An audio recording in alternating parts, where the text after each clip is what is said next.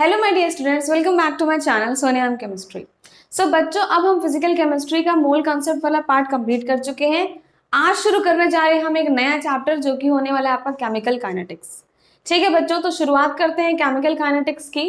देखिए बच्चों, सबसे पहले हमें ये समझना पड़ेगा कि आखिर केमिकल काइनेटिक्स में हम क्या स्टडी करते हैं। सो बेसिकली केमिकल काइनेटिक्स में हम किसी भी रिएक्शन के रेट के बारे में बात करते हैं। ठीक है, रेट का मतलब क्या हुआ? देखिए, कोई भी अगर हम केमिकल रिएक्शन लेकर चलते हैं, ठीक, तो उसमें आपके पास रिएक्टेंट्स प्रेजेंट होंगे। ठीक, वो रिएक्टेंट्स आपस में क्या करते हैं, रिएक्ट करते हैं और फाइनली आपको एक प्रोडक्ट बनाकर देते हैं। ठीक है, तो जो रिएक्टेंट्स है ना, धीरे धीरे मतलब थ्रू आउट द रिएक्शन क्या हो रहा है कि रिएक्टेंट्स आपस में रिएक्ट कर रहे हैं, तो रिएक्टेंट्स की कंसंट्रेशन टाइम के साथ धीरे धीरे कम हो रही होगी। ठीक है, और वो रिएक्ट होने के बाद, रिएक्टेंट्स रिएक्ट करने के बाद प्रोडक्ट बनाकर देते हैं। इसका मतलब जो प्रोडक्ट की कंसंट्रेशन है वो धीरे धीरे टाइम के साथ बढ़ रही होगी। तो basically rate of the reaction यही बताता है कि जो change in concentration of reactant या फिर प्रोडक्ट विद टाइम, कि क्या कंसंट्रेशन रिएक्टेंट का जो है थ्रू आउट द रिएक्शन कम हो रहा है टाइम के साथ, ठीक, या फिर प्रोडक्ट की कंसंट्रेशन जो है वो टाइम के साथ बढ़ रहा है। यही चीज हम बेसिकली यहाँ पर पता करते हैं रेट ऑफ द रिएक्शन में। तो चलिए बच्चों, शुरुआत करते हैं हमारा चैप्टर आज का केमिकल काइनेटिक्स के साथ, जिसमें हम सबसे पहला जो पॉइंट पढ़ने जा रहे हैं, ठीक, सबसे पहला जो टॉपिक पढ़ने जा रहे हैं वो है रेट ऑफ द रिएक्शन। तो बेसिकली मैंने क्या कहा कि केमिकल काइनेटिक्स में हम मेनली क्या पढ़ते हैं, हम पढ़ते हैं about the rate of reaction. ठीक, रेट ऑफ रिएक्शन का मतलब मैंने आपको क्या बताया है कि चेंज इन कंसंट्रेशन, ठीक है, change in concentration of reactant. ठीक, रिएक्टेंट का जो कंसंट्रेशन है वो धीरे धीरे टाइम के साथ क्या होता है, कम होता है। ठीक, या फिर हम कह सकते हैं प्रोडक्ट। ठीक, प्रोडक्ट का भी कंसंट्रेशन जो है वो चेंज हो रहा है, क्या हो रहा है, प्रोडक्ट का कंसंट्रेशन जो है वो बढ़ेगा। ठीक है, विद रिस्पेक्ट टू टाइम। तो रेट ऑफ द रिएक्शन क्या बताता है आपको, change in concentration of reactant या फिर प्रोडक्ट विद टाइम। टाइम के साथ क्या क्या चेंजेस आ रहे हैं आपकी कंसंट्रेशन में, रिएक्टेंट के एज वेल एज प्रोडक्ट के। ठीक है बच्चों, अब देखो, सबसे पहले हमें यह समझना है कि क्या हम केमिकल काइनेटिक्स के थ्रू कोई भी रिएक्शन का रेट पता कर सकते हैं क्या। ठीक है, मतलब किसी भी दुनिया में कोई भी अगर रिएक्शन में ले लूं, तो क्या कोई भी रिएक्शन का हम यहाँ पर रेट पता कर सकते हैं क्या काइनेटिक्स के थ्रू? Let's see. ठीक, तो एक एग्जांपल लिया मैंने यहाँ पर। ठीक, let us take one example. एक मैंने रिएक्शन लिया है यहाँ पर NaCl प्लस AgNO3। ठीक है, और इससे हमें क्या मिलने वाला है बताओ। देखो, NaCl AgNO3 क्या है, ये आयन्स है ना। तो ये Na प्लस Cl माइनस, ठीक है, Ag प्लस NO3 माइनस, तो ये आयनिक रिएक्शन है। यहाँ बन जाएगा आपका NaNO3, ठीक है, Na प्लस NO3 माइनस, ये प्लस वाला ये माइनस वाला, और AgCl। ठीक है, और AgCl का आपको यहाँ पर प्रेसिपिटेट मिल जाएगा। ठीक है, तो बेसिकली हम कह रहे हैं कि ये एक आयनिक रिएक्शन है। We are talking about ionic reaction. तो क्या अगर कोई आयनिक रिएक्शन है, हम ये केमिकल काइनेटिक्स के थ्रू क्या इसका रेट पता कर सकते हैं? देखो, तो इस रिएक्शन में बेसिकली हमने देखा कि यहाँ पर आपके पास आयन्स प्रेजेंट है ना। तो आयन्स ना इतनी जल्दी रिएक्ट कर जाते हैं, मतलब एक दूसरे के साथ ये इंटरेक्शन दिखाते हैं कि हम कह सकते हैं कि ये रिएक्शन बहुत ही जल्दी हो जाती है। ठीक है, so this is a very fast reaction. ठीक है, इसको हम कह सकते हैं कि ये जो आयनिक रिएक्शंस हैं वो हमारी बहुत फास्ट रिएक्शंस होते हैं, वेरी फास्ट रिएक्शंस। ठीक, अगर मैं इस पर्टिकुलर रिएक्शन की बात करूं तो ये 10⁻⁻⁶ सेकेंड्स, तो आप समझ सकते हो कि मतलब कि बहुत जल्दी, ठीक, इतना फास्ट रिएक्शन होगी कि हम इसका रेट प्रैक्टिकली डिटरमाइन नहीं कर सकते हैं। ठीक है, तो हमें ये बात समझ में आया कि चलो हम केमिकल काइनेटिक्स में रेट ऑफ रिएक्शन पता करते हैं। ठीक है, लेकिन अगर कोई रिएक्शन बहुत फास्ट रिएक्शन है, जैसे कि एग्जांपल लिया हमने आयनिक रिएक्शन का, तो वो इतनी जल्दी रिएक्शन हो जाता है ना, इतनी जल्दी ये आयन्स एक दूसरे के साथ इंटरेक्ट करते हैं और आपको प्रोडक्ट बनाकर देते हैं कि आप इसका रेट जो है वो प्रैक्टिकली डिटरमाइन ही नहीं कर पाओगे। अरे भाई, कोई एकदम तुरंत हो जाए, ठीक, कोई भी रिएक्शन एकदम इतनी फास्ट हो जाए, तुरंत से ही आपका प्रोडक्ट बन जाए, तो उसका रेट प्रैक्टिकली डिटरमाइन करना पॉसिबल नहीं होगा।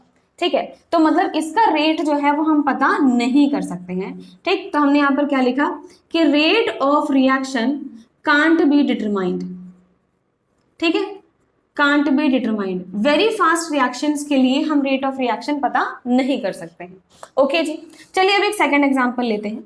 और सेकंड एग्जांपल मैंने यहाँ पर लिया है, मान लीजिए रस्टिंग ऑफ आयरन। ठीक है, तो बताओ, रस्टिंग ऑफ आयरन मतलब आयरन जब जंग लग जाता है तब, ठीक है।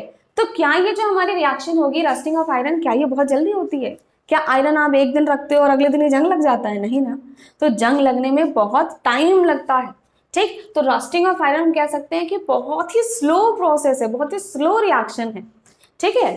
तो अगर इस टाइप के हम रिएक्शंस की बात करें जो कि बहुत स्लो हैं, वेरी स्लो रिएक्शंस, ठीक है। मतलब मान लीजिए रस्टिंग ऑफ आयरन जो है वो हमारा ईयर्स, इट टेक्स ईयर्स, तो सालों साल लग जाते हैं जंग लगने में, ठीक है।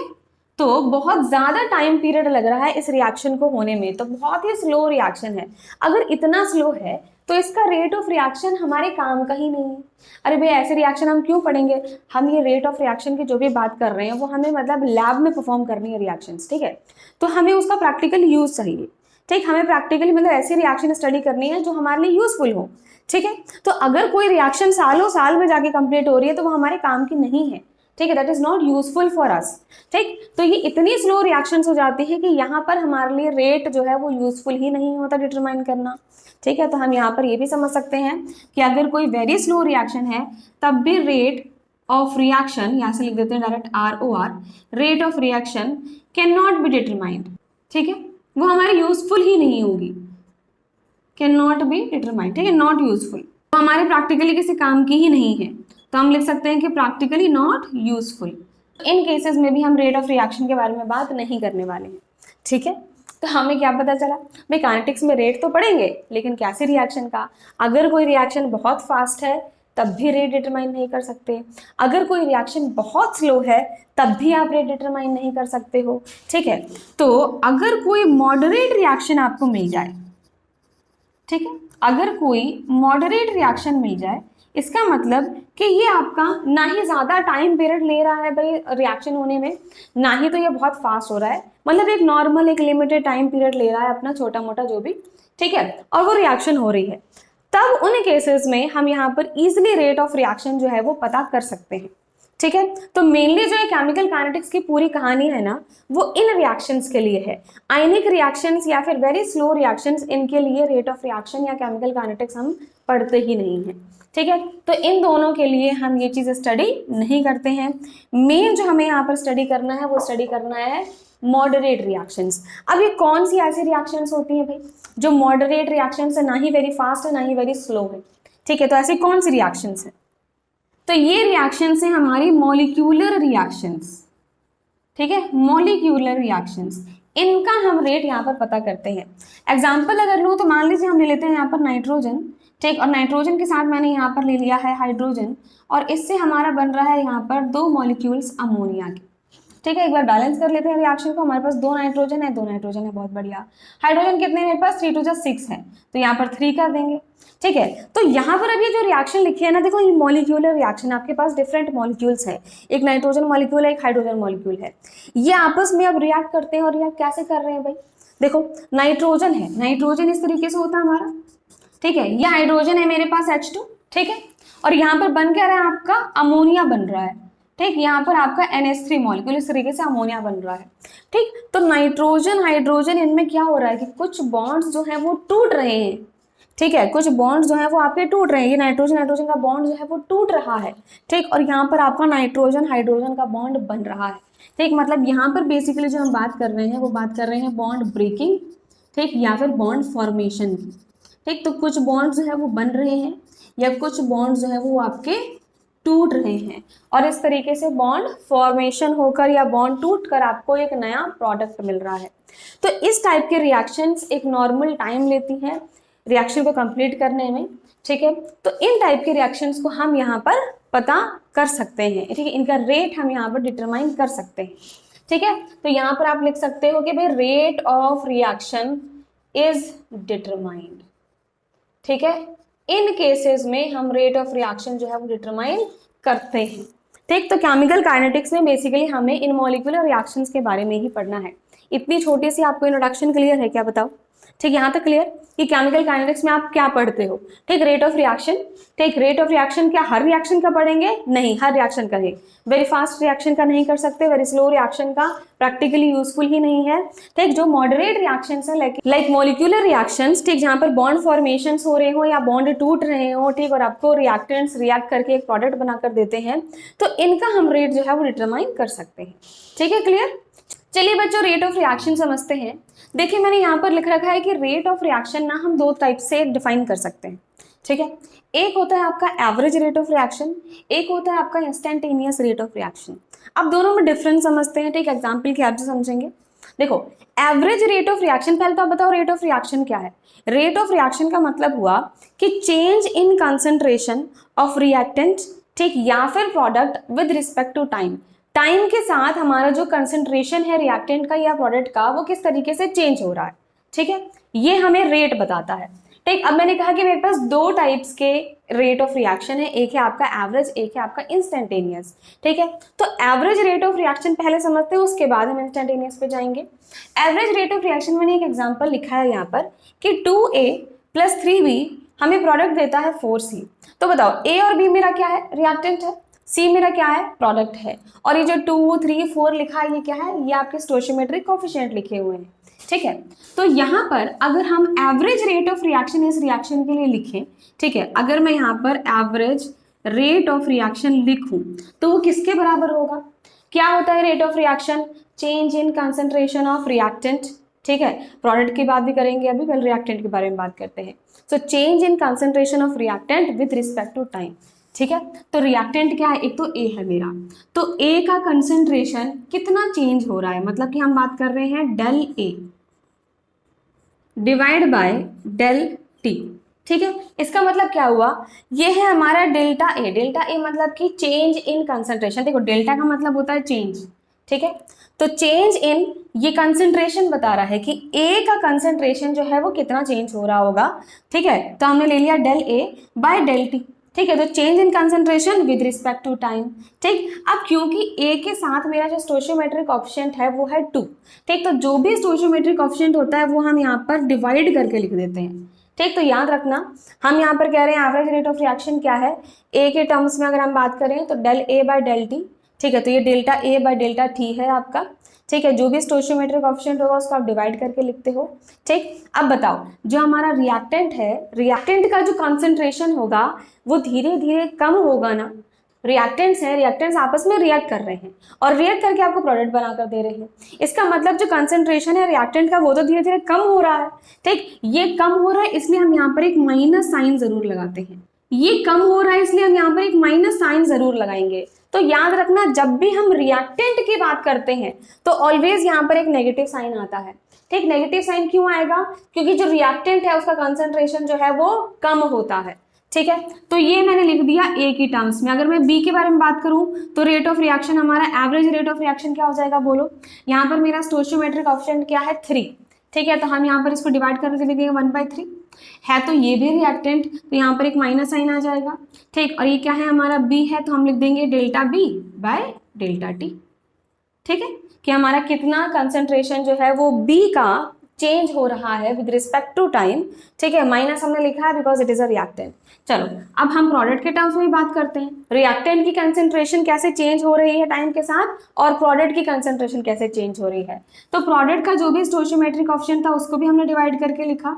ठीक, ये हमारा प्रोडक्ट है तो हम यहाँ पर लिख देंगे by delta C by delta T.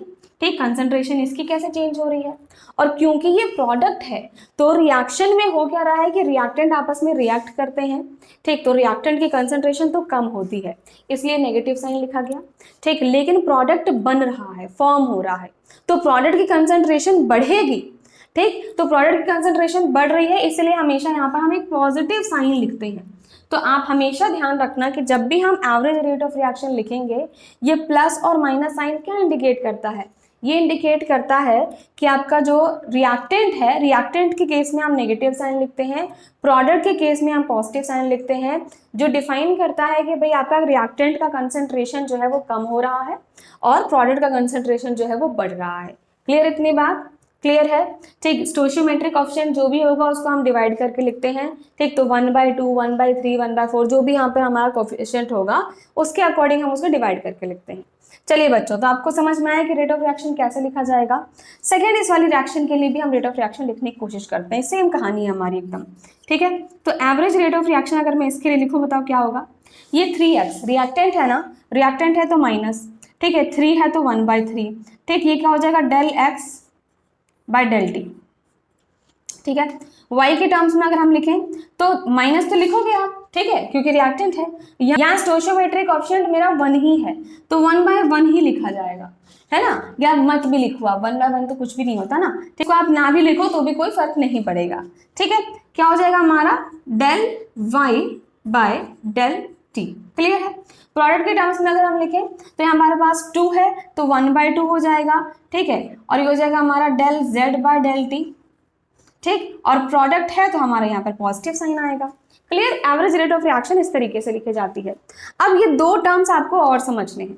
ठीक, एक ही इंपॉर्टेंट टर्म है मेरा रेट ऑफ अपीयरेंस और एक को हम कहते हैं रेट ऑफ डिसअपीयरेंस। देखो, रेट ऑफ अपीयरेंस किसका होगा, क्या हमारे रिएक्शन में अपीयर कर रहा है। भाई रिएक्टेंट तो खत्म हो रहे हैं, रिएक्टेंट तो रिएक्ट कर रहे हैं और रिएक्ट करके हमें प्रोडक्ट देते हैं। ठीक, तो बन क्या रहा है, अपीयर क्या हो रहा है, अपीयर हमारा प्रोडक्ट होगा। तो जब भी हम रेट ऑफ अपीयरेंस की बात कर रहे हैं so we are talking about product only. ठीक है, तो rate of appearance of product, तो इस पर्टिकुलर रिएक्शन में rate of appearance of Z पूछा है आपसे। ठीक, अपीयर जेड ही तो हो रहा है हमारा। ठीक, तो जब भी हम रेट ऑफ अपीयरेंस लिखते हैं स्टोइशियोमेट्रिक कोएफिशिएंट से मुझे कोई लेना देना ही नहीं होता। ठीक है, स्टोइशियोमेट्रिक कोएफिशिएंट किसी काम का नहीं है अब हमारे। ठीक, अपीयरेंस क्या हो रहा है, जेड हमारा अपीयर कर रहा है तो हमें लिखना है क्या कि del Z by del T. ठीक है, कि जो भी चेंज इन कंसंट्रेशन हो रहा है हमारा z में विद रिस्पेक्ट टू टाइम, और यहाँ पर हम एक मॉड लगा देते हैं। मॉड का मतलब क्या हो गया कि भाई जो रेट ऑफ अपीयरेंस है ना वो हमारा ओवरऑल पॉजिटिव ही होगा। ठीक है, तो rate of appearance of z हो जाएगा mod of del z by del T.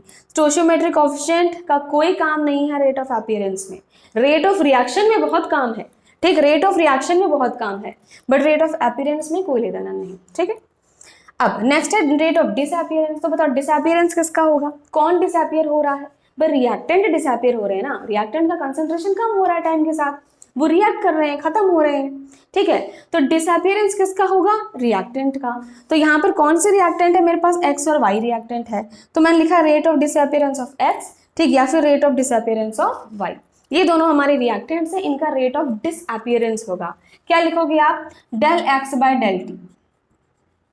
ठीक, मॉड हमने लगा दिया सिंपल। ठीक, यहाँ पर क्या हो जाएगा del Y by del T.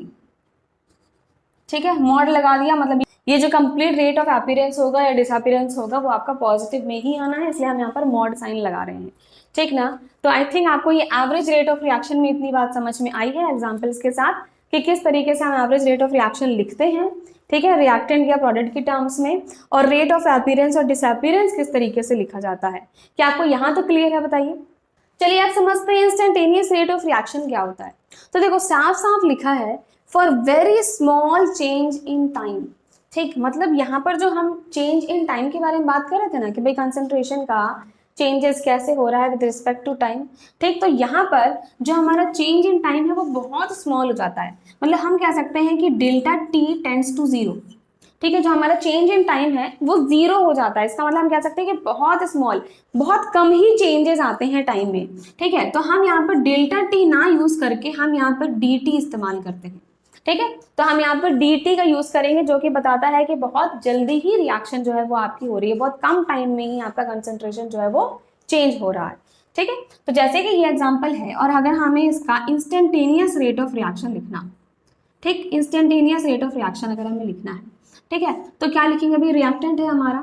ठीक है, तो जो हमारा कोफिशिएंट है उसको हम डिवाइड करके लिखेंगे, ये रिएक्टेंट है तो माइनस साइन आएगा। ठीक, हम यहाँ पर क्या कर रहे थे, delta A by delta T कर रहे थे, अब यहाँ पर हम D A by D T कर देंगे। सिर्फ इतना सा डिफरेंस आता है कि हम यहाँ पर डेल्टा का इस्तेमाल करते थे, ठीक है, और यहाँ पर हम डी का इस्तेमाल करते हैं। तो डी शो करता है कि भाई हमारा जो टाइम है ना वो बहुत कम हो चुका है। ठीक, delta T tends to zero, बहुत स्मॉल चेंज हो चुका है टाइम में। ठीक है, सिमिलरली अगर हम b के बारे में बात करें तो हो जाएगा -1/3। ठीक है, और ये हो जाएगा D B by D T. ठीक है, dV/dt। अगर हम प्लस यहाँ पर इसके बारे में बात करेंगे प्रोडक्ट के बारे में, तो प्लस 1/4 dC/dt। आगे बात आपको समझ में। अब इंस्टेंटेनियस रेट ऑफ रिएक्शन में ग्राफिकल रिप्रेजेंटेशन थोड़े इंपॉर्टेंट होते हैं, तो इसको हमें समझना पड़ेगा। ठीक, यहाँ से क्वेश्चंस कभी कभार आपका आ जाता है। ठीक है, ग्राफिकल रिप्रेजेंटेशंस थोड़े इंपॉर्टेंट, इसको समझ लेते हैं। फिर मैं आपको कई सारे क्वेश्चंस कराऊंगी ताकि आपको ये पूरा कंसेप्ट जो है वो अच्छे से समझ में आ जाए। ठीक है, ग्राफिकल रिप्रेजेंटेशंस, देखो हम यहाँ पर क्या कर रहे हैं, यहाँ पर मैंने लिया है टाइम, वाई एक्सिस पे लिया है मान लीजिए मैंने रिएक्टेंट। ठीक, कि जो भी रिएक्टेंट है हमारा, ठीक है, उसकी कंसंट्रेशन क्या है। तो बताओ यहाँ पर आपका ग्राफ कैसा आना चाहिए, तो खुद दिमाग लगाइए। क्या हो रहा है भाई इंस्टेंटेनियस रेट ऑफ रिएक्शन में, जो रिएक्टेंट्स हैं हमारे उनका कंसंट्रेशन कम है ना, वो कंसंट्रेशन जो है उनका वो कम हो रहा है विद रिस्पेक्ट टू टाइम। ठीक है, तो ये जो ग्राफ आएगा वो ग्राफ कुछ इस तरीके से आता है कि टाइम के साथ जो कंसंट्रेशन है रिएक्टेंट की वो कम हो रही है, तो इस तरीके से मुझे ग्राफ मिलता है। ठीक है, अगर हम यहीं पर रिएक्टेंट की जगह अगर मैं प्रोडक्ट लिख दूं, ठीक, यहाँ पर हम वाई एक्सिस पे एक्स एक्सिस पे अपना टाइम लिखें, यहाँ पर अगर हम प्रोडक्ट की बात करते हैं, तो बताओ प्रोडक्ट का कंसंट्रेशन क्या हो रहा है, प्रोडक्ट का कंसंट्रेशन बढ़ रहा है ना। ठीक, रिएक्टेंट का कंसंट्रेशन कम हो रहा है, प्रोडक्ट का बढ़ रहा है, तो बढ़ रहा है मतलब यहाँ जो आपको ग्राफ मिलेगा ना, वो ग्राफ कुछ इस तरीके से मिलता है। ठीक है, इस तरीके से आपको यहाँ पर ग्राफ मिलेगा। यहाँ पर आपका जो प्रोडक्ट है, प्रोडक्ट की कंसंट्रेशन टाइम के साथ बढ़ रही है, इंक्रीज हो रही है। सो ये आप ग्राफ याद रखिए, कभी कभी डायरेक्ट क्वेश्चंस ग्राफ से इस तरीके से आ जाता है कि आपको पहचानना होगा कि भाई कौन सा ग्राफ जो है वो सही है। ठीक है, अब क्वेश्चंस कभी कभार न्यूमेरिकल कैसे बनते हैं यहाँ पर देखो, जैसे कि अगर मैं इस पर्टिकुलर रिएक्शन की बात करूँ, मेरे पास ए है, बी है, सी है। ठीक है, तो हम रिएक्टेंट्स के टर्म में बात कर लेते हैं। ठीक, मान लीजिए मैंने यहाँ पर लिखा है आपका कि ए का कंसंट्रेशन और यहाँ पर मैंने लिखा है टाइम। ठीक है, ये ए की कंसंट्रेशन टाइम। तो पहले बताओ हमारा ग्राफ कैसा बनेगा, ए रिएक्टेंट है ना, तो ऑब्वियस सी बात है रिएक्टेंट का ग्राफ हमारा कुछ इस तरीके से ही बनने वाला है। ठीक है, अब इस ग्राफ से हमें क्या क्या बातें पता लग सकती हैं। देखो इस ग्राफ पे हमें क्या करना होता है, हम यहाँ पर कोई भी पॉइंट लेते हैं। ठीक है, कोई भी पॉइंट ले सकते हो आप, और इस पॉइंट से हमें एक टेंजेंट बनाना होता है। ठीक है, तो हमने इस पॉइंट से एक टेंजेंट बनाया। ठीक, इस तरीके से एक टेंजेंट बनाएंगे। जो हमने ग्राफ बनाया ना, उस ग्राफ में जो आपका कर्व है, ठीक, उस कर्व पे हम कोई भी एक पॉइंट ले लेंगे। ठीक, और उस पॉइंट से मुझे एक टेंजेंट ड्रॉ करना है। ठीक, और वो टेंजेंट जहां हमारे एक्स एक्सिस को क्रॉस कर रहा होगा, ठीक है, तो यहाँ पर जो पॉजिटिव टर्म्स में हमारा जो एंगल आएगा ना, ये पॉजिटिव वाला एंगल, ठीक, ये एंगल मत ले लेना, हमेशा हम पॉजिटिव साइड लेते हैं एंगल वाला, तो इस साइड वाला पॉजिटिव, इधर वाला आपका नेगेटिव। ठीक है, तो पॉजिटिव साइड आपको ऑलवेज देखनी है, तो ये थीटा है। तो इस ग्राफ से हमें बेसिकली क्या मिलता है, हमें मिलता है स्लोप। ठीक है, स्लोप को आप एम से भी डिनोट करते हो। ठीक, स्लोप क्या है, स्लोप है हमारा टेन थीटा। ठीक है, टेन थीटा, तो ये थीटा हमारा जो भी एंगल आएगा उस अकॉर्डिंग हम टेन, जैसे मान लो यहाँ पर आ गया आपका 135 डिग्री या कोई भी आपका एंगल आ गया, तो इस हिसाब से हम यहाँ पर वैल्यू पता कर सकते हैं भाई। ठीक है, और ये होता क्या हमारा dA/dt। तो हमने इस ग्राफ के थ्रू क्या पता लगाया, हमने इस ग्राफ के थ्रू पता लगाया है हमारा change in concentration of reactant with respect to time. ठीक, तो हमें ग्राफ ये इन्फॉर्मेशन देता है, तो इसी पे बेस्ड आपके न्यूमेरिकल भी एग्जाम्स में पूछे जा सकते हैं। ठीक, मैं अभी आपको एग्जाम्पल करवा के भी दिखाऊंगी ताकि आपको ये चीज और अच्छे से क्लियर हो पाए। ठीक है, इसी तरीके से अगर हम प्रोडक्ट का ग्राफ लेके चले, ठीक, यहाँ पर एक ग्राफ बना देती हूँ मैं आपके लिए। ठीक, छोटा सा। ठीक, यहाँ पर मैंने लिया है प्रोडक्ट। ठीक है, प्रोडक्ट क्या है मेरा, यहाँ पर सी है, तो सी लिख देती हूँ मैं। ठीक है, और ये मैंने लिया है टाइम। ठीक है, तो ये प्रोडक्ट है और यहाँ पर मैंने एक्स एक्सिस पे क्या बना दिया है हमारा टाइम। पहले तो बताओ हमारा ग्राफ कैसा बनने वाला है। ठीक है, प्रोडक्ट है ना, तो प्रोडक्ट के लिए मैंने देखा कि वो ग्राफ जो है वो इस तरीके से बनेगा, एक पॉजिटिव साइन आपका आ रहा है ऐसे। ठीक, क्या करना है मुझे, इस ग्राफ से भी एक पॉइंट लो और टेंजेंट बनाओ। ठीक है, तो यहाँ पे हम कोई भी पॉइंट लेंगे और यहाँ से हम एक टेंजेंट बना देंगे। ठीक, ये टेंजेंट मेरा एक्स एक्सिस पे जहाँ पर भी क्रॉस करेगा, तो जो आपका पॉजिटिव एंगल होगा, मतलब ये वाला एंगल थीटा। ठीक है, तो यहाँ से आप पता लगा पाओगे क्या, स्लोप अपना, तो स्लोप क्या हो जाएगा हमारा टेन थीटा के बराबर। ठीक है, और ये हो जाएगा हमारा dC/dt। ठीक है, तो हमारा ये कंसंट्रेशन बता देगा हमारा dC/dt, change in concentration of product. ठीक है, विद रिस्पेक्ट टू टाइम। ठीक, तो हमें ग्राफ से ये स्लोप पता लग सकते हैं और स्लोप की हेल्प से हम अपना चेंज इन कंसंट्रेशन पता लग सकते हैं रिएक्टेंट का या फिर प्रोडक्ट का। ठीक है, विद रिस्पेक्ट टू टाइम। ठीक, आई होप आपको ये बात समझ में आ गई होगी। चलिए बच्चों, आप कुछ एग्जाम्पल्स लेते हैं और एग्जाम्पल्स की हेल्प से, न्यूमेरिकल्स की हेल्प से हम समझते हैं इस टॉपिक को और भी क्लियरली। कैमरा एडजस्ट कर दिया है, आपको इस साइड वाला शायद नहीं दिख रहा था, अब क्लियरली विजिबल है, अब आप देख सकते हैं। चलिए बच्चों, अब कुछ क्वेश्चंस देखते हैं हम एवरेज रेट ऑफ रिएक्शन से। ठीक है, तो सबसे पहले देखो, अभी क्वेश्चन शुरू करने जा रहे हैं तो सबसे पहले हमें इसका यूनिट पता होना चाहिए। ठीक, तो एक बार जल्दी से यूनिट के बारे में बात कर लेते हैं। अभी तक मैंने आपको एवरेज रेट ऑफ रिएक्शन निकालना सिखाया था। हम क्या कह रहे थे कि भाई अगर कोई भी हमारे पास रिएक्शन दे रखी हो, ठीक, मान लीजिए इसे एग्जाम्पल के थ्रू बताती हूँ मैं आपको कि यूनिट क्या होता है। ठीक है, तो यहाँ पर हम यूनिट के बारे में बात कर रहे हैं, इस एग्जाम्पल के थ्रू ही एक्सप्लेन करते हैं। ये आपके पास एक रिएक्शन है, आपको क्या पता करना है, एवरेज रेट ऑफ रिएक्शन। ठीक है, तो आप यहाँ पर एवरेज रेट ऑफ रिएक्शन कैसे लिख सकते हो, ये दोनों रिएक्टेंट्स हैं, ये दोनों आपके प्रोडक्ट्स हैं। ठीक है, तो हम रिएक्टेंट्स में माइनस लगाते हैं, यहाँ पर 4 है तो 1/4 हो जाएगा। ठीक, और ये हो जाएगा हमारा del NH3, ठीक है, बाय del T, ठीक, इक्वल टू, अब ये मेरे पास क्या है, -1/5 लिखेंगे हम। ठीक है, del O2 divide by del T। ठीक है, अब ये मेरे पास प्रोडक्ट है तो +1/4 लिखेंगे हम। ठीक है, del NO, ठीक, बाय del T। ठीक, इक्वल टू, मेरे पास ये वाटर दे रखा है, इक्वल टू +1/6, ठीक, del H2O bye del T। ठीक है, तो इस तरीके से आखिर हम इसका रेट ऑफ रिएक्शन लिख सकते हैं। ओके जी, अब एवरेज रेट ऑफ रिएक्शन तो मैंने लिख दी, अगर मुझे इसका यूनिट पता करना है तो आप बताओ क्या होगा। ये तो मेरा नंबर है। ठीक, ये क्या लिखा है हमने, चेंज इन कंसंट्रेशन। ठीक, तो कंसंट्रेशन का यूनिट क्या होता है, कंसंट्रेशन का यूनिट होता है आपका मोल पर लीटर। ठीक है, तो मोल पर लीटर ये है हमारा यूनिट इसका।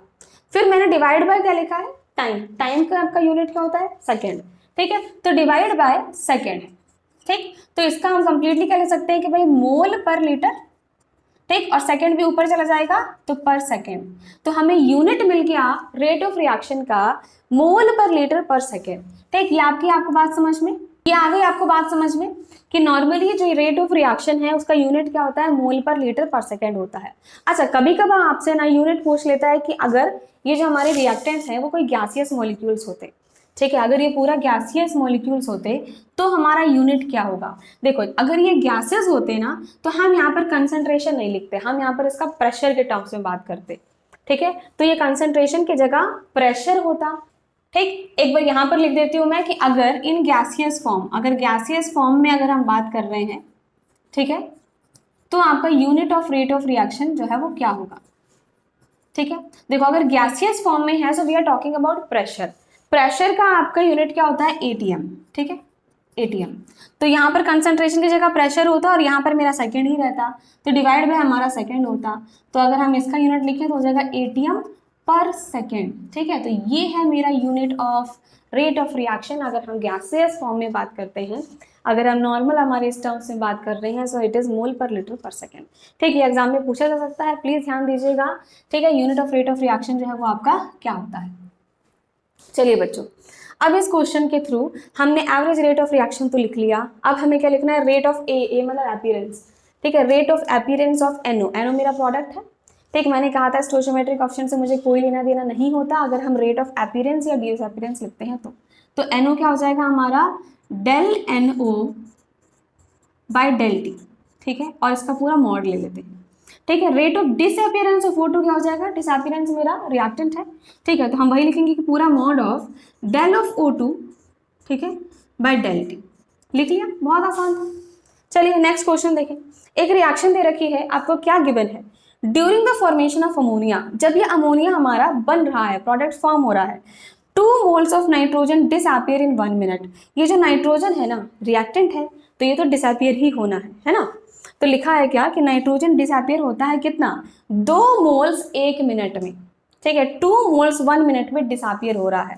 ठीक, इसका मतलब हम इस स्टेटमेंट से क्या चीज पता लगा सकते हैं कि हमारा जो del N2 bye del T है ये क्या है हमारा, तो ये क्या कह रहा है कि भाई 2 moles of nitrogen disappear in 1 minute, और इसका वॉल्यूम ऑफ वेसल जो है वो 1 लीटर है। ठीक है, तो यहाँ पर जो हमारा change in concentration of N2 जो आएगा बाय del T आएगा, वो क्या आएगा, change in concentration of N2। ठीक है, कंसंट्रेशन में क्या चेंजेस आ रहे हैं, 2 मोल्स, और वॉल्यूम ऑफ वेसल क्या है 1 लीटर, तो मतलब कि 2 मोल पर लीटर। ठीक है, चेंज आ रहा है। ठीक, कितना हम कह रहे हैं, 2 मोल पर लीटर, तो डिवाइड बाय 1 लीटर, इस तरीके से लिखोगे आप। ठीक, डिवाइड बाय क्या है हमारा डेल्टा टी, और चेंज इन टाइम मेरा क्या है भाई 1 मिनट में 2 मोल्स डिसअपियर हो रहे हैं 1 मिनट में, बट हम यहाँ पर सेकेंड्स में लिखते हैं तो हम यहाँ पर लिखेंगे 60 सेकेंड्स। ठीक है, तो क्या मुझे यहाँ से इसकी वैल्यू पता लग गई क्या, ये हमारा 2 मोल पर लीटर और ये हमारा 60 सेकेंड। ठीक है, तो 2 मोल, ठीक है, 1 लीटर और 60 सेकेंड्स यहाँ है तो 60 सेकेंड्स ऐसे लिख लोगे क्या आप। ठीक है, ये क्या आ जाएगा हमारा, देखो इसको सॉल्व करिए, बताइए क्या आ जाएगा, 2 1 जा 2 और 2 3 जा 6। ठीक है, तो ये आ गया हमारा। ठीक, 1 मोल पर लीटर, तो यहाँ पर लिखा हमने 1, ठीक है, मोल लिख लिया, लीटर यहाँ पे है तो लीटर इनवर्स लिख लेंगे, और यहाँ पर क्या है 1/30 है। ठीक, तो डिवाइड बाय 30 कर दो, और ये सेकंड था तो ऊपर जाएगा तो ये हो जाएगा सेकंड इनवर्स। ठीक है, जो हमारा delta N2 bye delta T है, इसकी जो वैल्यू है वो आ चुकी है 1/30 मोल पर लीटर पर सेकेंड। यही यूनिट होता है मेरा रेट ऑफ रिएक्शन का, देख लो। ठीक है, तो ये मेरा आ चुका है 1/30। अब मुझे कैलकुलेट क्या करना है, मुझे कैलकुलेट करना था रेट ऑफ रिएक्शन। तो अगर मैं इसकी रेट ऑफ रिएक्शन की बात करूँ, ठीक, हमें N2 के बारे में ही पता है, तो इसके अकॉर्डिंग क्या लिखेंगे भाई, यहाँ पर जो इसका स्टोइचियोमेट्रिक कोएफिशिएंट है वो 1 है, तो हम लिखेंगे -1/1 होगा। ठीक है, और यहाँ पर हम लिख देंगे क्या, delta N2 bye delta T, यही होगा क्या। ठीक है, ये minus delta N2 bye delta T value हमने जस्ट पता लगाई 1/30, तो ये 1/30 मोल पर लीटर पर सेकेंड। ठीक है, ये मेरा यहाँ पर आंसर आ चुका है रेट ऑफ रिएक्शन का। ठीक, rate of disappearance of H2 अगर मुझे पता करना है, ठीक, तो रेट ऑफ डिसअपीयरेंस क्या होता है, हमें स्टोइचियोमेट्रिक ऑप्शन से कोई लेना देना नहीं है, del H2 by del T, और इस पूरे का हम मॉड ले लेते हैं। ठीक, rate of appearance of ammonia क्या हो जाएगा, स्टोइचियोमेट्रिक ऑप्शन से कोई लेना देना नहीं है, del of NH3 by del T, और इसका हमने मॉड ले लिया है। ठीक है, अब हमें इन दोनों की वैल्यू यहाँ पर पता करनी है। ठीक, तो कैसे आखिर हम इन दोनों की वैल्यू पता कर सकते हैं, देखो रेट ऑफ रिएक्शन मुझे पता लग गया कितना आया, -1/30 आया है। ठीक है, जब हम N2 की बात कर रहे हैं तो ठीक है, यहाँ लिख देती हूँ मैं, स्पेस नहीं है तो। ठीक है, इस क्वेश्चन को हम यहाँ पर आगे कंटिन्यू कर लेते हैं। यस, तो रेट ऑफ रिएक्शन को अगर मैं आगे कंटिन्यू लिखूँ, रेट ऑफ रिएक्शन को अगर हम कंटिन्यू करें, ठीक, H2 के टर्म्स में तो क्या हो जाएगा, -1/3 del H2 by del T, यही होगा। ठीक है, अगर हम इसके टर्म्स में लिखें तो +1/2 del ammonia by del T. ठीक है, N2 के लिए मैं ऑलरेडी लिख चुकी हूँ तो बार बार नहीं लिख रही हूँ उस चीज को। ओके, रेट है क्या मेरा -1/30, तो मतलब -1/30 इक्वल टू हम ये लिख देंगे -1/3 del H2 by del T. ठीक है, तो क्या मुझे del H2 by del T की वैल्यू पता लग जाएगी, माइनस से माइनस कट गया। ठीक है, और यहाँ से 3 10 जा 30 भी कट गया है, तो मेरा del H2 by del T बताओ क्या आएगा, जल्दी से बोलो, del H2 by del T. ठीक, del H2 by del T क्या आ जाएगा हमारा 1/10। ठीक है, तो हमें इसकी वैल्यू भी पता लग गई, मतलब जो rate of appearance, rate of disappearance था वो है मेरा 1/10 मोल पर लीटर पर सेकेंड। ठीक है, दिस इज द आंसर। चलिए, rate of appearance of ammonia की अगर हम बात करें, ठीक है, तो सेम वही लिखेंगे भाई कि मेरा जो रेट ऑफ रिएक्शन था वो -1/30 था। इसके अकॉर्डिंग क्या हो जाएगा, 1/2 ऑफ डेल ऑफ अमोनिया, ठीक, बाय डेल टी। ठीक है, ये आ जाएगा हमारा, ये आ जाएगा हमारा। ठीक है, ये क्या हो जाएगा, 2 15 जा 30, ये कट गया है। ठीक, तो del of ammonia by del T क्या आ जाएगा हमारा, 1/15 आ जाएगा। ठीक है, del ammonia by del T जो है ये आ जाएगा मेरा -1/15। ठीक है, लेकिन जब हम रेट ऑफ अपीयरेंस या डिसअपीयरेंस लिखते हैं तो ये पूरा मॉड होता है, इसका मतलब प्लस साइन मुझे प्लस ही लिखना है, तो वो 1/15 ही लिखा जाएगा, -1/15 नहीं लिखेंगे। ठीक है, तो यह आ जाएगा मेरा मोल पर लीटर पर सेकेंड। ठीक है, दिस इज माई आंसर। आ गई आपको बात समझ में कि हमें सिर्फ रेट ऑफ रिएक्शन लिखना आना चाहिए, रेट ऑफ अपीयरेंस डिसअपीयरेंस पता होना चाहिए, कैसा भी क्वेश्चन हो आप इजीली घुमा फिरा के अपना आंसर लिख सकते हैं। ठीक है, अगर इतना क्लियर है, थर्ड क्वेश्चन एक बार आप जरा वीडियो को पॉज करिए और एक बार खुद ट्राई करिए कि क्या आप ये थर्ड क्वेश्चन खुद से कर पा रहे हैं। ट्राई करिए एक बार फटाफट। चलिए बच्चों, थर्ड क्वेश्चन ट्राई करते हैं। तो यहाँ पर एक रिएक्शन लिखी हुई है, क्या गिवन है आपको कि rate of appearance of NO2 जो है वो 2 मोल पर लीटर सेकेंड है। ठीक है, रेट ऑफ अपीयरेंस पहले लिखते कैसे हैं, यहाँ लिखो, rate of appearance of NO2। ठीक है, NO2 का अपीयरेंस, तो जब भी हम रेट ऑफ अपीयरेंस या डिसअपीयरेंस लिखेंगे स्टोइचियोमेट्रिक ऑप्शन से मुझे कोई लेना देना नहीं है, मॉड ऑफ डेल NO2, ठीक है, बाय डेल टी। ठीक, इसकी वैल्यू आपको दे रखी है कितनी, 2 मोल पर लीटर सेकेंड, 2 मोल पर लीटर पर सेकेंड। ठीक है, इसका आपको वैल्यू दे रखा है। क्या फाइंड आउट करना है आपको, rate of reaction find out करना है और rate of disappearance of N2O5 करना है।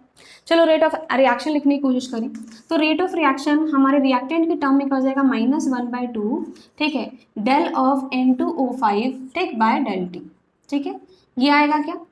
अगर हम प्रोडक्ट के टर्म से बात करें तो हमारा जाएगा +1/4, ठीक है, del of NO2 by del T. ठीक है, अगर हम O2 के टर्म्स में बात करें तो क्या हो जाएगा, +1, यहाँ पर कुछ भी नहीं है तो +1/1 होगा, ठीक, del of O2 by del T. ठीक है, इस तरीके से हम रेट ऑफ रिएक्शन लिख लेंगे। ओके, अब आपसे क्या पूछा है, आपसे रेट ऑफ रिएक्शन कैलकुलेट करना है और आपको वैल्यू किसकी दी है, del NO2 by del T की वैल्यू है 2 मोल पर लीटर पर सेकेंड। ठीक, रेट ऑफ रिएक्शन में से del NO2 by del two की वैल्यू मुझे पता है क्या, हाँ मुझे पता है 2 मोल पर लीटर पर सेकेंड है। तो इसके थ्रू हम क्या कैलकुलेट कर सकते हैं, तो क्या इसके थ्रू आप रेट ऑफ रिएक्शन कैलकुलेट कर सकते हो। मैं काम करती हूँ, इसको अभी के लिए इरेज कर देती हूँ, ठीक, क्योंकि अभी मेरा ये काम का नहीं आ रहा है। इसके सामने लिखते हैं, ठीक है, ये हमारा क्या है 1/4 लिख दिया। Del NO2 by del two की वैल्यू क्या है हमारी, del NO2 by del T की वैल्यू क्या है, 2 मोल पर लीटर पर सेकेंड, तो इंटू 2 कर दिया, ठीक है, मोल पर लीटर पर सेकेंड। ठीक है, 2 2 जा 4 कट गया, तो यहाँ से जो मेरा आंसर आया है वो है 1/2 मोल पर लीटर पर सेकेंड। तो आपको रेट ऑफ रिएक्शन मिल चुका है, रेट ऑफ रिएक्शन का आंसर क्या है, 1/2 आ रहा है। ठीक है, अब मुझे रेट ऑफ डिसअपीयरेंस चाहिए N2O5 का, तो पहले रेट ऑफ डिसअपीयरेंस क्या से लिखेंगे, N2O5 मेरा रिएक्टेंट है तो डिसअपीयर ही होगा, ऑब्वियस सी बात है, स्टोइचियोमेट्रिक कोएफिशिएंट से कोई लेना नहीं है, mod of del of N2O5, ठीक है, बाय डेल टी। ये मुझे फाइंड आउट करना है। ये मैं फाइंड आउट कहाँ से कर सकती हूँ, रेट ऑफ रिएक्शन की हेल्प से। रेट ऑफ रिएक्शन मुझे पता चल चुकी है 1/2 है, और ये किसके बराबर है, इसके बराबर है, तो हम यहाँ पर लिखते हैं डायरेक्टली कि rate of reaction is equal to -1/2 del of N2O5, ठीक, बाय डेल टी।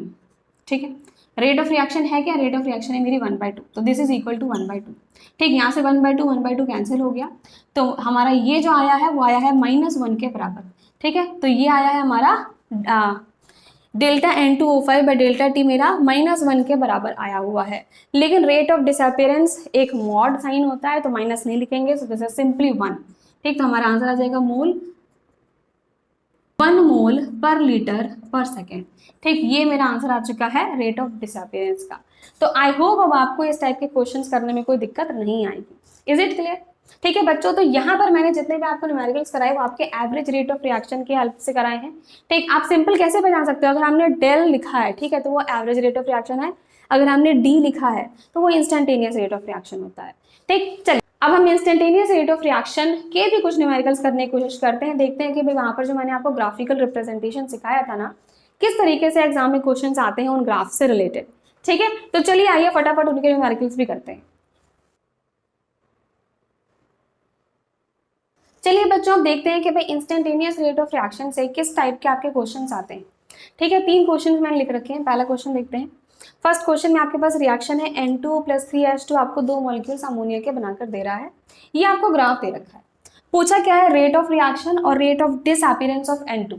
ठीक है, तो इस ग्राफ से पहले हमें क्या क्या बातें समझ में आ रही है, पहले तो हमें ये लिखना पड़ेगा। ठीक है, तो आप देख सकते हो कि ग्राफ किसके बीच में है, ये है हमारा कंसंट्रेशन H2 का और ये है टाइम। तो H2 क्या है, रिएक्टेंट है, रिएक्टेंट का कंसंट्रेशन जो है विद रिस्पेक्ट टू टाइम कम ही होगा। ठीक, इसलिए हमें ग्राफ इस तरीके से मिल रहा है। ओके, तो इस ग्राफ से क्या हम स्लोप पता कर सकते हैं क्या, बताओ स्लोप क्या आ जाएगा हमारा, स्लोप आ जाएगा हमारा, स्लोप किसके बराबर होगा, dH2/dt के। ठीक है, dH2/dt।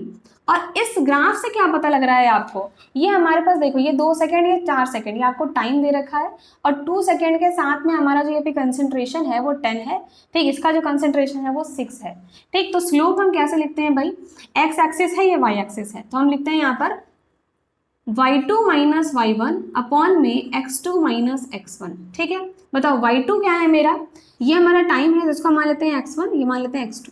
ठीक है, x1 के साथ जो हमारा कंसंट्रेशन है वो मेरा है y1। ठीक, x2 के साथ जो मेरी कंसंट्रेशन है वो है मेरी y2। ठीक है, y2 - y1 मतलब कि 6 - 10। ठीक है, अपॉन में x2 माइनस x1 मतलब कि 4 माइनस 2, ठीक है। कितना आ जाएगा, 6 में से 10 गया मतलब कि -4, ठीक है। और ये 4 माइनस 2 मतलब कि 2, तो 2 2 जा 4, मतलब यहाँ पर जो मेरा आंसर आ रहा है वो आ रहा है -2 मोल पर लीटर पर सेकेंड, ठीक है, मोल पर लीटर पर सेकेंड, ठीक। ये किसकी वैल्यू आई है, मेरे dH2/dt की। तो हमें इस ग्राफ से क्या मिला, हमें इस ग्राफ से मिला है dH2/dt इज इक्वल टू -2 मोल पर लीटर पर सेकेंड, ये पता चला है, ठीक। हमें क्या पता करना है, रेट ऑफ रिएक्शन।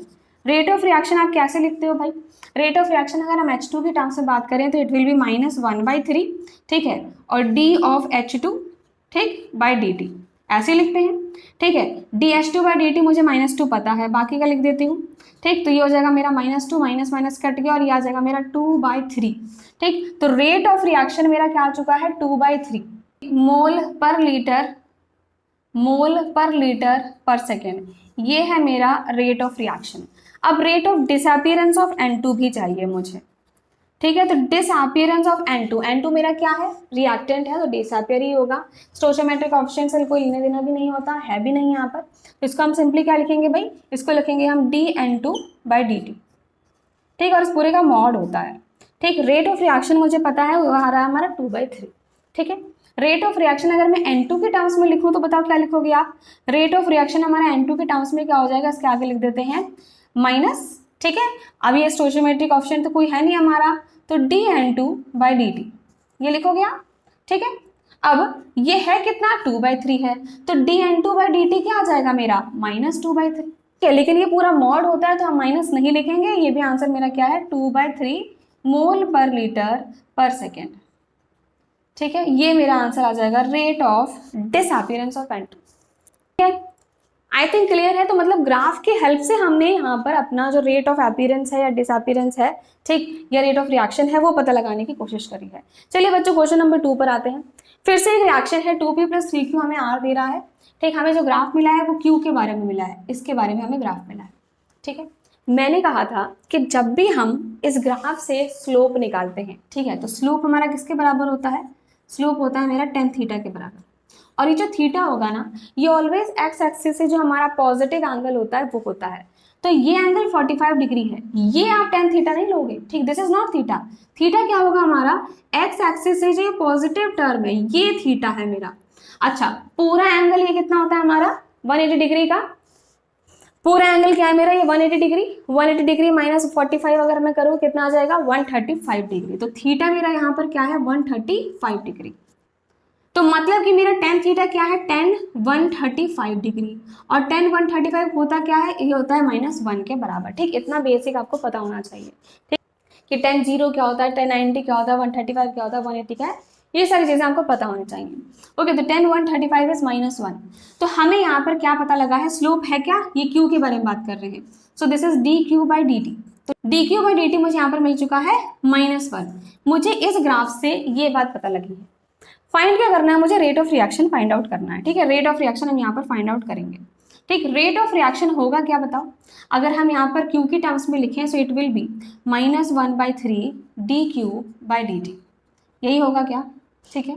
और dQ/dt है क्या, -1 है, तो -1/3 और ये -1 माइनस माइनस कट गया, आंसर आया मेरा क्या, 1/3 मोल पर लीटर पर सेकेंड, ठीक है।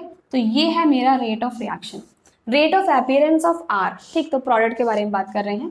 रेट ऑफ अपीयरेंस मेरा क्या हो जाएगा भाई, रेट ऑफ अपीयरेंस हो जाएगा मेरा dR/dt, और इस पूरे का मॉड लिख लेंगे हम, ठीक, dR/dt। और जब भी हम ये dR या dA/dt लिखते हैं ना, ठीक है, तो d हमेशा बाहर रहता है, हम कंसंट्रेशन की बात कर रहे हैं, ठीक, तो d बाहर होगा, ठीक। यहाँ पर भी d बाहर है, d बाहर है, d बाहर है। अच्छा, यहाँ पर देखो गलती कर दी हमने, ये इस तरीके से लिखते हैं, ठीक है। यहाँ पर भी d हमेशा बाहर होगा, और हम पूरा ये जो स्क्वायर ब्रैकेट लिखते हैं ये कंसंट्रेशन बताता है, ठीक है ना।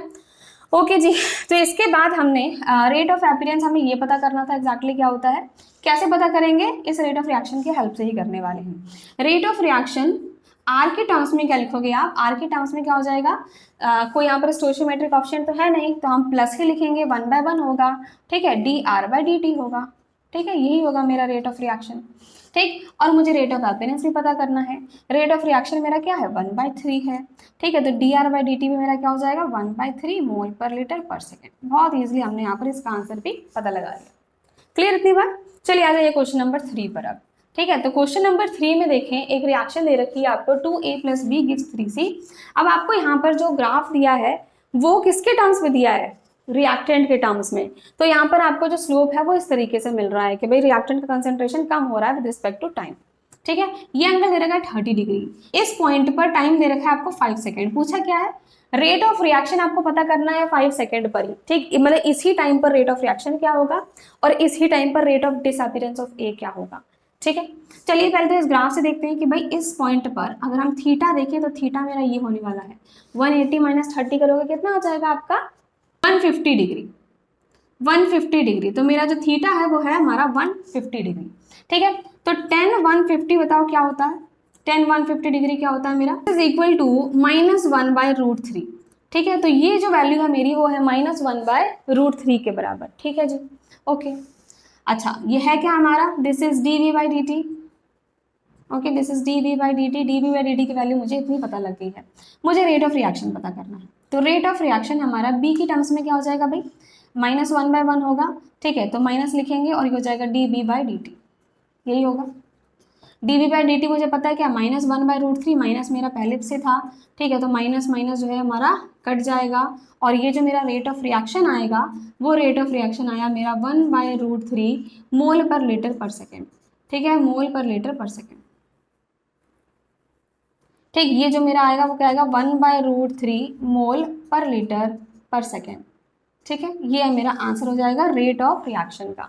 रेट ऑफ डिसअपीयरेंस ऑफ ए कैसे निकालोगे आप, रेट ऑफ डिसअपीयरेंस ऑफ ए कैसे आएगा बताओ। ए डिसअपीयर हो रहा है। ठीक है, स्टोचियोमेट्रिक ऑप्शन से कोई लेना देना नहीं है, मॉड साइन लिखेंगे हम। ठीक है, D of change in concentration of A with respect to time, ये पता करना है। ठीक, रेट ऑफ रिएक्शन मेरा 1/√3 है। ठीक, रेट ऑफ रिएक्शन अगर हम इसके टर्म्स में लिखें, ठीक है, ए के टर्म्स में लिखें तो क्या हो जाएगा -1/2 डी ऑफ A/dt। ठीक है, ये होगा, और dA/dt और रेट ऑफ रिएक्शन है क्या 1/√3 है। ठीक है, 1/√3 है, तो dA/dt क्या आ जाएगा बताओ। तो dA/dt हम यहाँ से क्या पता लग जाएगा, dA/dt क्या हो जाएगा हमारा यहाँ पर, देखो 2 इधर गया। ठीक, और -2/√3 विल बी द आंसर। ठीक है, -2/√3 ये है हमारा dA/dt। लेकिन हमें रेट ऑफ डिसअपीयरेंस चाहिए था जो कि पूरा मॉड साइन होता है, तो माइनस नहीं लिखेंगे, हम सिंपली लिखेंगे 2/√3 मोल पर लीटर पर सेकेंड। ठीक है, सो ये मेरा आंसर आ चुका है किसका, रेट ऑफ डिसअपीयरेंस का। तो रेट ऑफ रिएक्शन है 1/√3, रेट ऑफ डिसअपीयरेंस ऑफ ए है 2/√3। आई होप अब आपको इस टाइप के न्यूमेरिकल समझ में आ गए। ठीक, वही कंसेप्ट है, आपको रेट ऑफ अपीयरेंस लिखना अगर आता है, डिसअपीयरेंस लिखना आता है, रेट ऑफ रिएक्शन लिखना आता है, तो किसी भी टाइप का क्वेश्चन आप कर लोगे। ठीक, अच्छा ग्राफ वाले क्वेश्चंस में प्लीज आपको ये सब चीजें पता होनी चाहिए। ठीक, ये ट्रिग्नोमेट्री वैल्यूज जो है वो आपको पता होनी चाहिए। नॉर्मली वो एग्जाम में कभी कभी गिवन भी देते हैं, बट अगर नहीं भी दिया है तो आपको ये चीज पता होनी चाहिए, तो प्लीज इस पे थोड़ा सा आपको कंसंट्रेट करना पड़ेगा। ठीक है बच्चों, आई होप आपको ये सारे न्यूमेरिकल्स क्लियर हैं। तो आज की क्लास में हमने रेट ऑफ रिएक्शन के बारे में कंप्लीट चर्चा कर ली। रेट ऑफ रिएक्शन क्या है, एवरेज रेट ऑफ रिएक्शन क्या होता है, इंस्टेंटेनियस रेट ऑफ रिएक्शन क्या होता है, ठीक, रेट ऑफ अपीयरेंस डिसअपीयरेंस क्या है, किस तरीके से हम रेट ऑफ रिएक्शन लिखते हैं, किस टाइप के आपके न्यूमेरिकल्स एग्जाम्स में पूछे जा सकते हैं। चलिए बच्चों, तो अगली क्लास में अब हम सीखेंगे कि ऐसे कौन कौन से फैक्टर्स हैं जो इस रेट ऑफ रिएक्शन को अफेक्ट करते हैं। ठीक है, तो factors affecting rate of reaction हम सेकंड क्लास में पढ़ने वाले हैं। चलिए बच्चों, आई होप आज की क्लास आपको समझ में आई होगी और इंटरेस्टिंग लगी होगी। ठीक है, तो प्लीज वीडियो को लाइक कर दीजिए और अगर आपने चैनल सब्सक्राइब नहीं किया है तो please do subscribe the channel. Okay बच्चों, thank you so much, bye bye.